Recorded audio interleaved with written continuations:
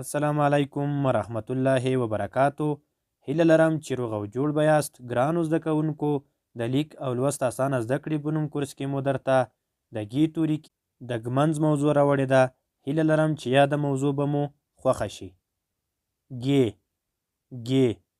ږمنځ ږمنځ. زما د ږمنځ رنګ سور دی. زما د ږمنځ رنګ سور دی. ګلۍ په ژمي او پسرلي کې وریږي.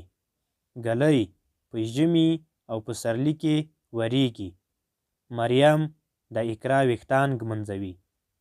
مریم د اقرا ویښتان ږمنځوي. ګلۍ زموږ کیږدۍ سوری کړه. ګلۍ زموږ کیږدۍ سوری کړه. د غرڅه ښکرونه کاږه وي.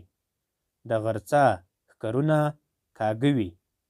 زما پلار اوږده او ښایسته ږیره لري. زما پلار اوږده او ښایسته ږیره لري.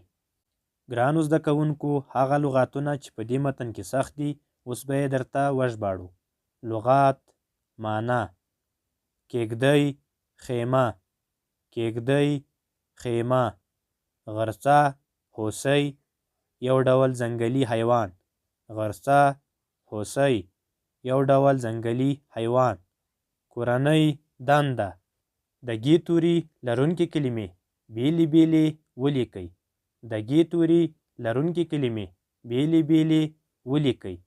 ګرانو زده کوونکو، د ګ توري کې مو تاسو ته 4 کلمې راوړې دي. لومړی کلمه به زه درته د تورو په شکل ولیکمه، نورې 3 به بیا تاسو ولیکئ.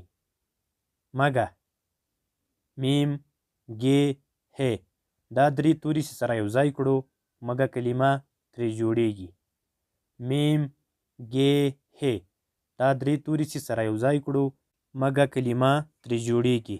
نورې 3 کلمې لږ، پرېږدي، کوږ. دا 3 کلمې به تاسو د تورو په شکل ولیکئ. دوهمه برخه: د ګ توري لرونکې کلمې سره یو ځای ولیکئ. د ګ توري لرونکې کلمې سره یو ځای ولیکئ. ګرانو زده کوونکو، د ګ توري کې مو تاسو ته 4 کلمې د تورو په بڼه راوړې دي. لومړی کلمه به زه درته ترې جوړه کړمه، نورې 3 به بیا تاسو جوړې کئ. ګ، ی، ر، ه. دا 4 توري چې سره یو ځای کړو ګیره کلمه ترې جوړیږي.